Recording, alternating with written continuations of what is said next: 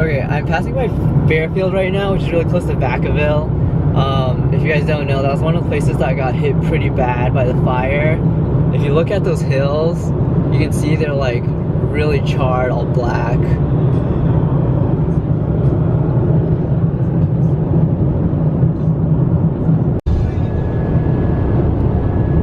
There's like a bunch of fire trucks here. I don't know if they're going to or from fighting fires. Fire. The other one said Klamath, which is I think up north. That one says KCFD,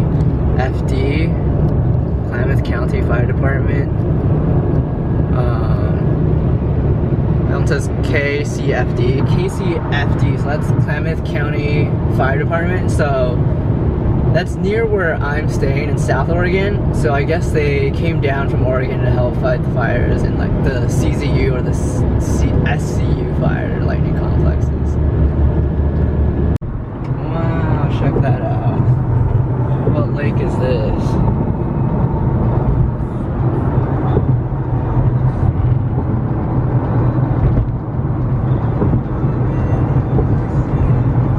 I have no idea where I am right now. But this looks like a pretty big lake. I think we're getting close to Mount Shasta though. It's Mount Shasta! There's like snow on the top. I don't know how. It's like 80 degrees outside. But yeah, it's pretty cool. Alright, I'm in Cave Junction now. We got a Dutch Bros here. It's a pretty cute town actually. Ooh, they have a thrift shop. I might check that out later. 1,000 feet, turn right onto West Watkins Street. They have a lot of interesting stores here, actually. There's like some Bigfoot gift shop, which, yeah. I just got gas, and in Oregon, they have like these gas attendants who fill up the gas for you. You're not supposed to do it yourself. So that was interesting. Oh wow, check this out. They have a little, if you want to do like a wedding or something. Yeah, this cute little setup. So this is like the communal fridge. It's literally just like a room with like the air conditioning on hella high. It's like completely insulated.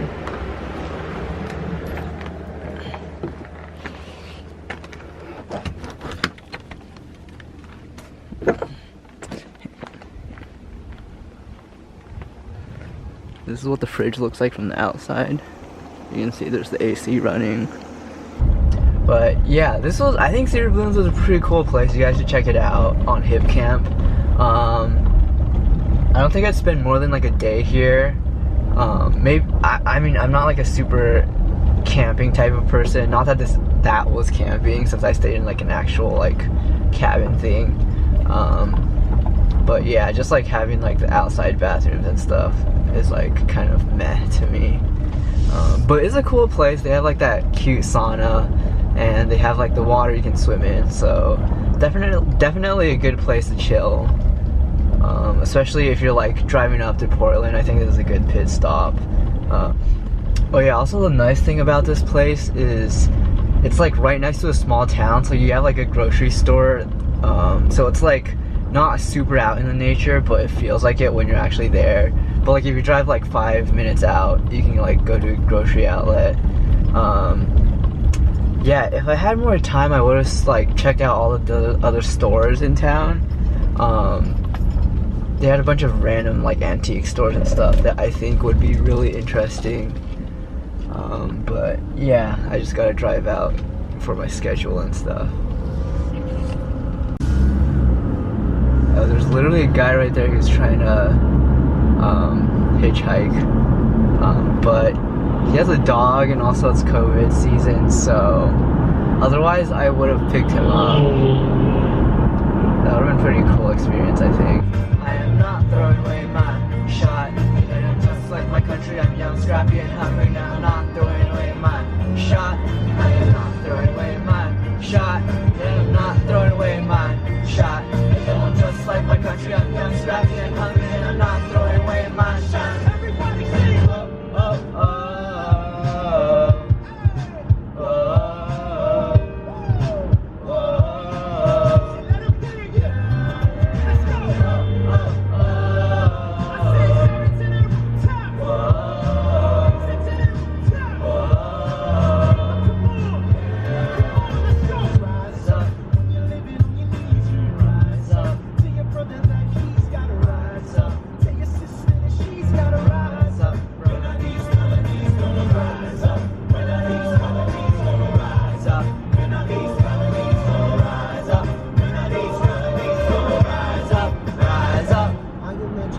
actually feels more like a memory than zero.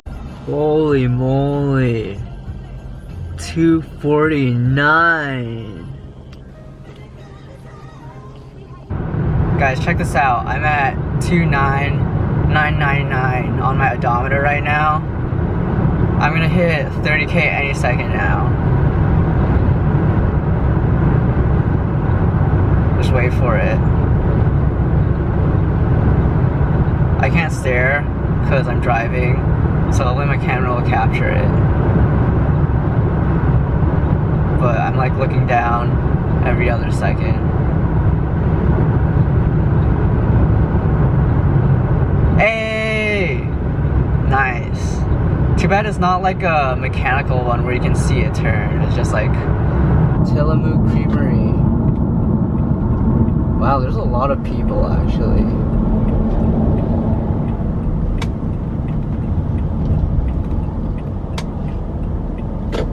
What the? There's a ton of people. This place is hype. Here's where they start actually cooking. Here's some fun facts for you guys.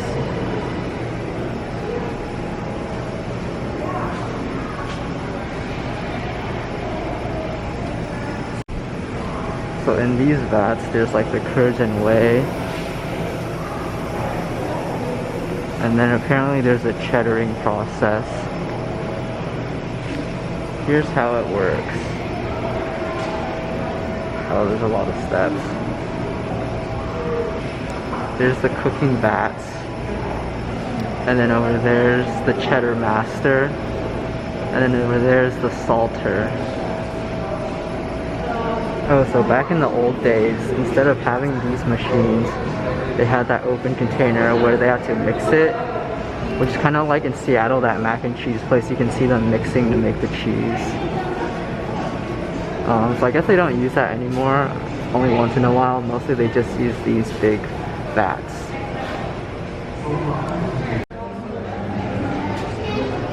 Okay, so back there, that thing is the salter. And apparently, aside from adding flavor, it draws out more whey and slows the production of lactic acid. Less whey means less moisture, which helps our cheddar age better.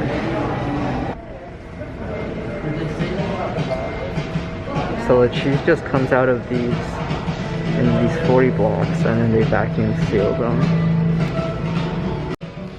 Oh, and then you can see where the fresh milk comes in. There's like milk on tap. Okay, so after the 40 pounds of cheese have aged, here's where they come back and they do the packaging. So you can see how it gets cut into smaller pieces. They just waved at me. And once they cut it, they weigh it in this section and then goes through, and that's where it gets vacuum sealed by the blue thing.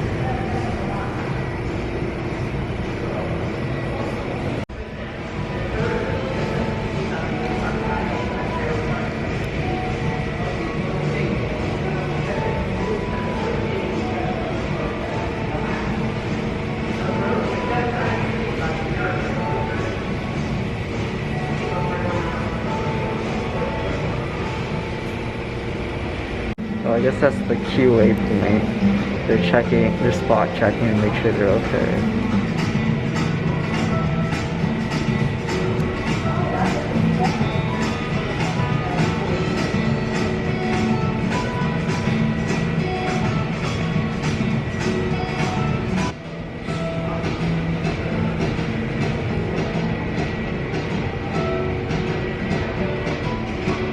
There's all the postcards.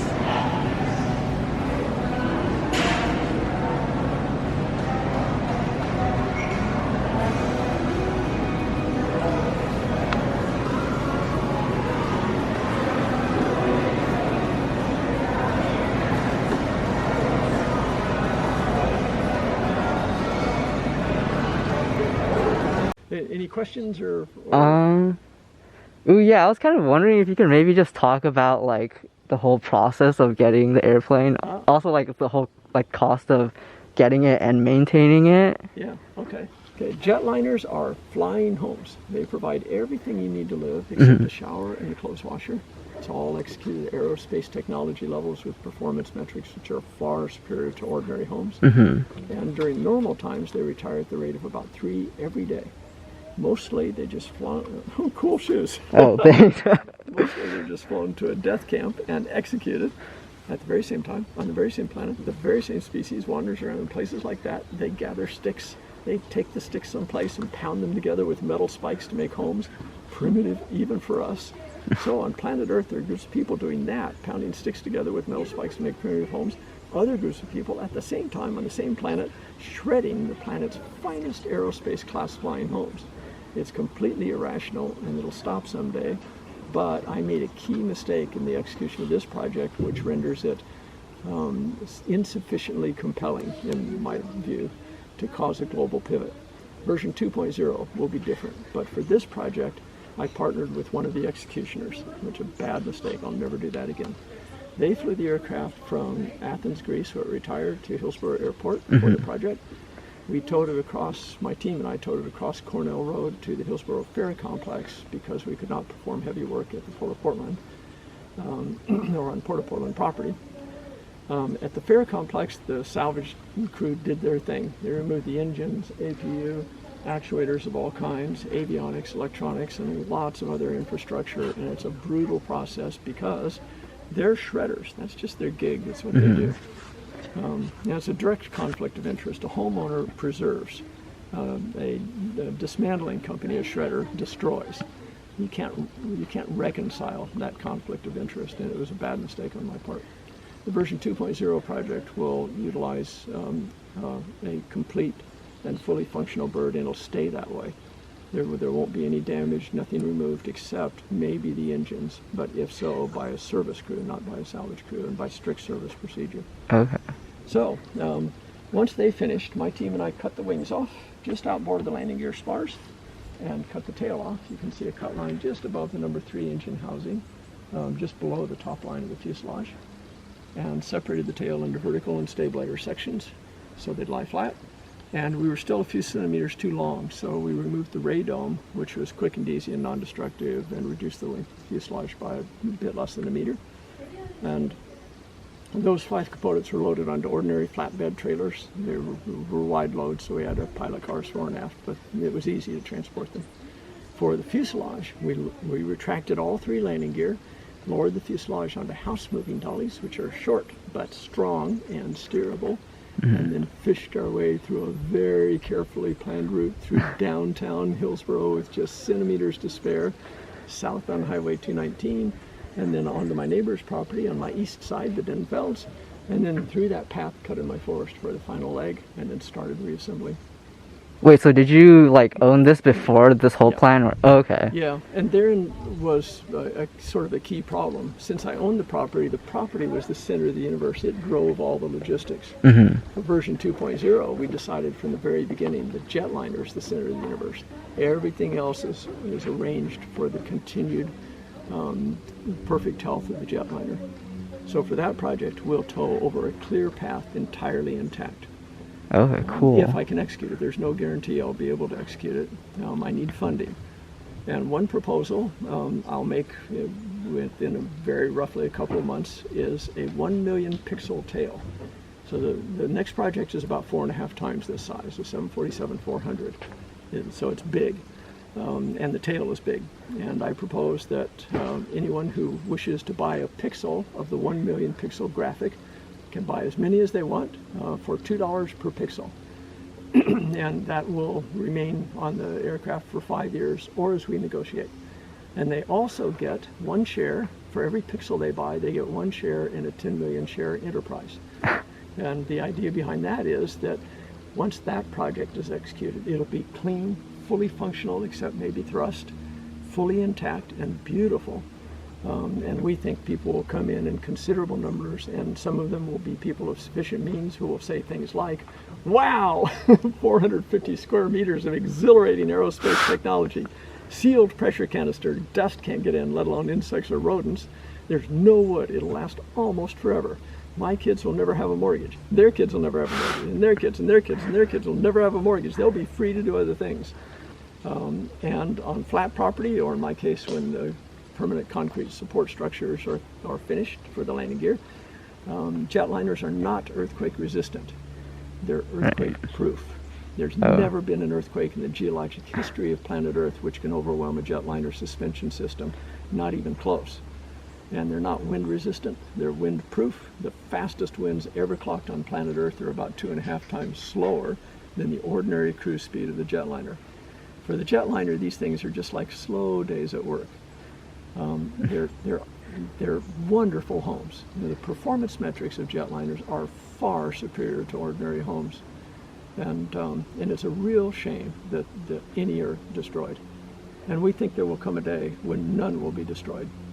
And after a really shining example of the vision is presented to the public, then we think people will come in and say, I get it now, this is too cool, I've just got to have one too. Here's my scratch, do it for me please. Yeah. So we think we'll move swiftly to version 3.0, 4.0, 5.0, 6.0, 7.0, 99.0, 999.0. So we think stakeholders will do well both materially and spiritually because they'll be part of a global pivot. Yeah, for sure. Cool. So if you know someone who has a friend who walks their dog, did you overhear this? No. No.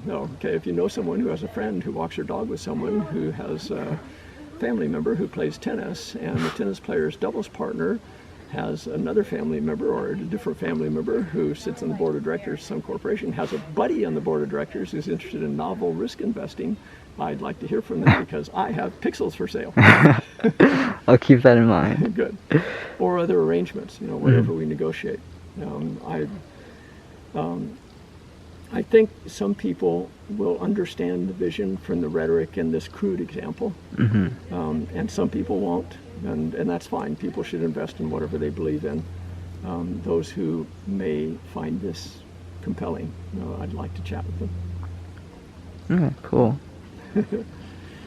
You're welcome to explore anywhere in the outside, and the forest is all mine. You can, if any of that amuses you. When we have big concerts, the Turbulence concerts, that forest area is called Mystic Woods, and it's filled with entertainment venues of all kinds. A drink bar and a silent disco stage. But the main stage is here. This is where the main entertainment plays. Big music with lots of dynamic LED and laser lights. Decorations and about 1,000 guests, young adults mostly, with lots of hormones and alcohol flowing through all their arteries. Lots of costume attire, aerospace themes, flight crew themes, science fiction themes, everything appropriate for aerospace technology. Oh, you're leaving? I made it down. I'm really excited. Good. That was the most beautiful experience I've been. Like, who knew you could just be on a plane while you're here? Well, you're welcome anytime, of course. You can hang out, have lunch, get married, whatever you want to do. I would love to come back here at nighttime and see the stars, because you have this whole entire... And everybody, please be very careful at the Highway 219 intersection. A young lady died there about a month ago, and there have been lots of bad accidents there. Okay. So when you intersect with Highway 219, be very cautious, please. Thank you. Will do. Okay. Take care. Good luck too. with your 2.0. Thank you. Gaman. See you next time. Okay, Gaman. And ciao. What's your heritage? Are you Chinese? I'm Taiwanese. Oh, Yeah. Oh, okay. Ni hao. Ni hao. Feiji. My Feiji. Nice. And let's see, what else do I know? I know Piao Liang. That's for ladies, I assume. How about Yeah. for men? How about handsome? What do I say for handsome? Putting me on the spot here. It's okay. Inotera is in Taiwan, and I have money in Inotera. Indirectly, I'm a shareholder of Micron Technology, which owns the Inotera facility in Taiwan. Okay. Great country. Yeah. Yeah, for sure. All sorts of connections. We're both human beings. Yeah. All that. Yeah. Both earthlings. As was the deer who wandered through about an hour ago. I haven't seen deer in quite a while. Sadly, some of the local people Hunt? Semi-local people shoot them. Oh. It's not allowed on my property, but that doesn't always stop them. So they're very shy, which is too bad because there's good grass for them to munch on here. Okay, out of your shoes and onto the air stairs without touching your socks on the tiles. So don't step on the tiles with your socks.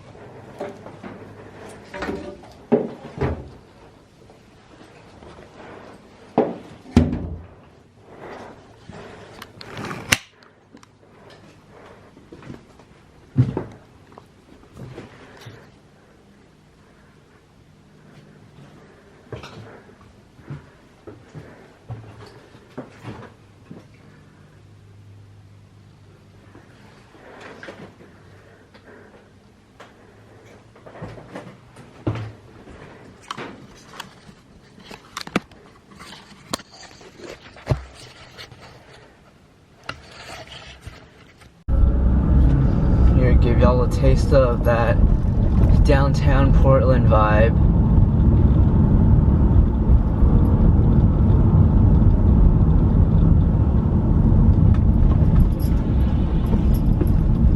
They got the McDonald's, very nice.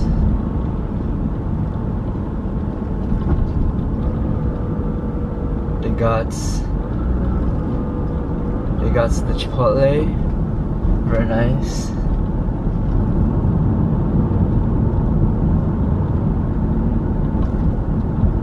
They got the ads for the iPhones.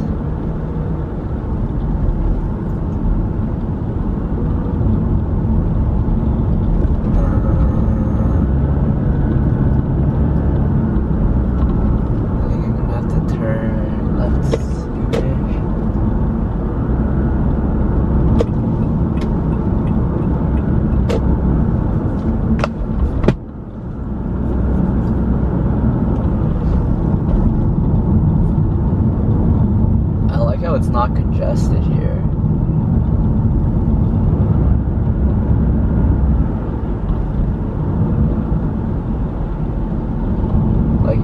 this is like, oh shit.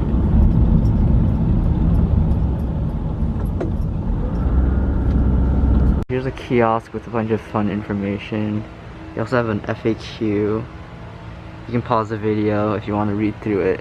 But one of the questions is, what is the blackest rose? So I'm gonna go find that ink spot, bed D14. Here's D14. Most of these don't have roses on them. There's these. They're still pretty red. I guess the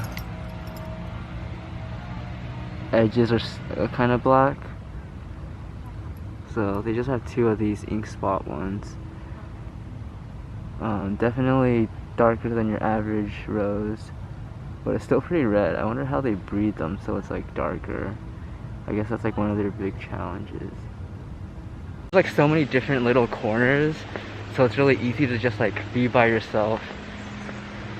Look, they have all these little crooks and crannies.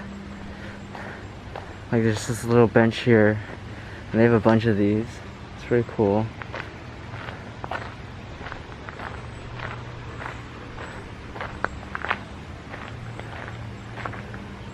Yeah, like a tatami here. Here's the bonsai exhibit. What the? Is this real? Look at this. There's an apple tree. It's so small. I wonder if I can grow my avocado tree to be like small but still fruit like this. Like it says here, it's 23 years old. Interesting. Out here, there's also this I'm still in Washington Park, but they have a Holocaust Memorial here. They have like a big stone wall. I'm gonna show you guys. And leading up to it, they have these like steel sculptures on the ground. There's a violin, a suitcase. Here's like a notebook, a teddy bear, and then here's the wall.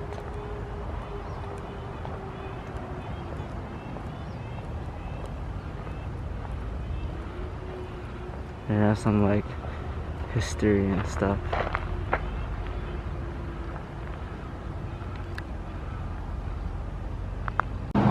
Here's Powell books. Here's a billboard nearby. Buy Powells.com. Amazon's gonna be fine, folks. They recently announced that they're not gonna sell any books on Amazon. So yeah. Here's their postcards.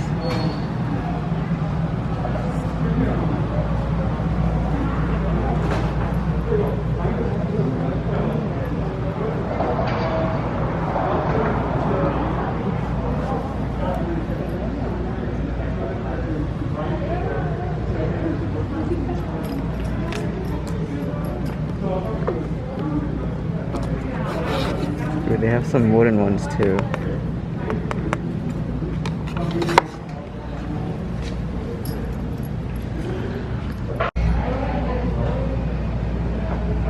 And here we have Buffalo Exchange.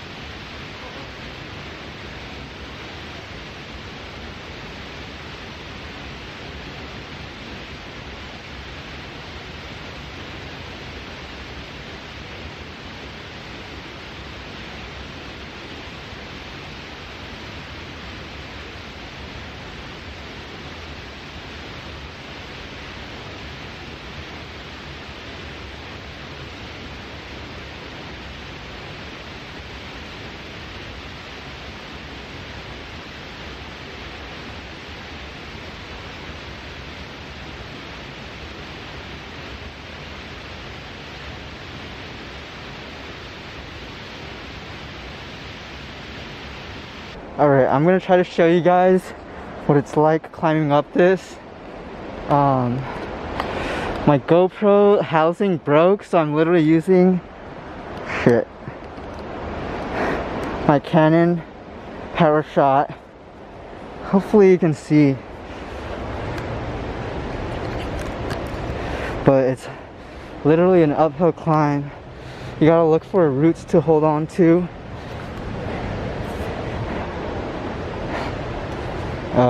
Shit. How the fuck do people do this?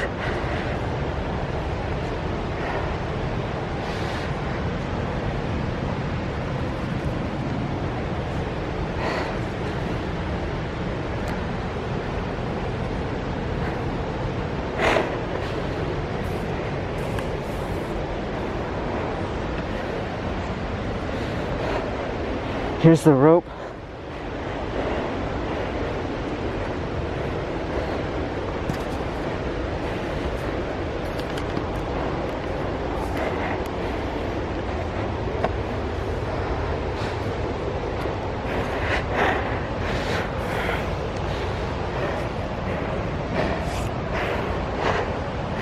Step over the rope, don't trip on it.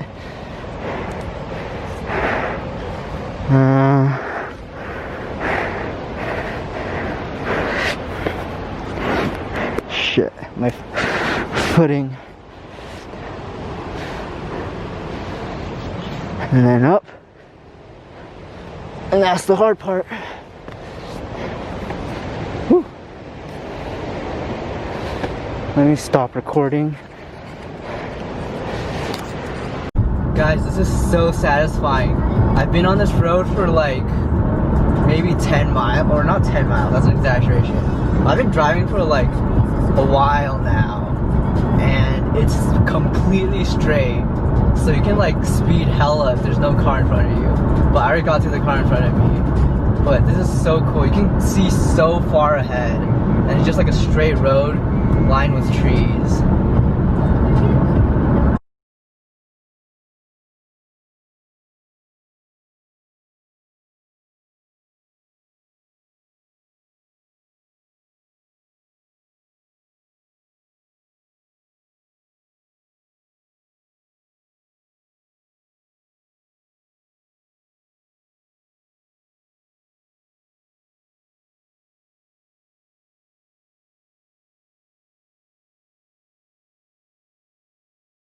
I still have like 3 hours to go before I get home. But the last thing I was going to talk about, in case anyone's interested, is my budget for this trip. So the bulk of it is obviously from the housing and the gas. So housing, I stayed at the hipcamp for the first night. That was $140, and then the second and third night I stayed at the Airbnb, and that was $204 for 2 nights.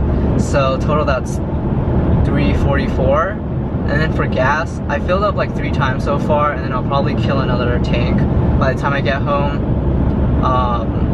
Gas in Oregon is a lot cheaper though, so I think total it'll be about $120. So then 344 plus 120 is 464, and then all the other small stuff. So let me just go through each day and think about what I bought. So the first day I didn't buy anything because I was just at a hip camp. I brought my own sandwich, so I didn't buy any food. And then the day after that was when I went to the Tillamook Creamery. Admission is actually free, but I did get the mac and cheese, which was $12, so that's $4.76. And then I bought postcards. I bought 4. The regular paper ones are $1 each, and then the wooden one was $3. So that's $6. So then that's $4.82. And the airplane home is free, obviously. And then I didn't buy anything for dinner. I just brought Shin from home. But I did go to Safeway and I bought Monster just for the ride to stay awake. So that's $2. So that's $4.84. And then I bought the edibles. They're usually like $24, but they're on sale for some reason. So it was $20. So that goes to $5.04. And then my actual day in Portland, I went to the Rose Garden. That was free. And then I went to the Japanese Garden, which I think is usually $20, but Victoria was like, you can bring your student IDs to get the student discount. So that was like $15. So I did that. That was so that's $5.19. And then, oh, there was parking. I just did all day parking. It was $8. Because I was gonna walk to downtown. So that's $5.27. And then all the postcards that I bought, total was around probably $10 for both the Rose Garden and Japanese Garden. So that's $5.37. And then for dinner, I got Screen Door. The fried chicken sandwich plus the fries, it was $13.50 plus service fee plus tip turned out to be like $16. So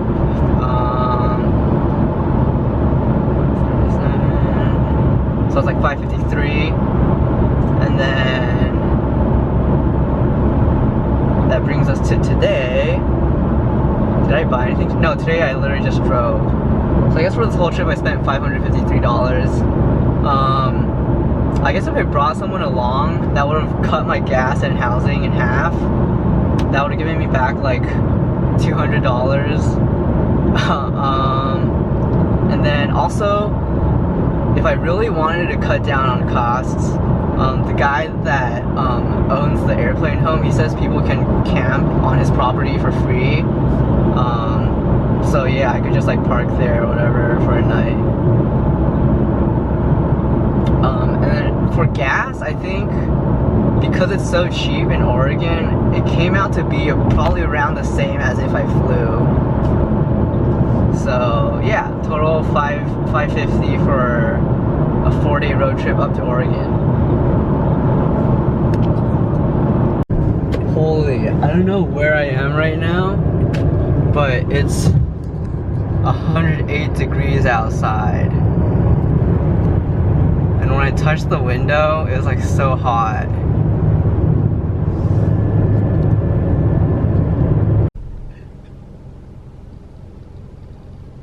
Oh, also, here's my total mileage logged.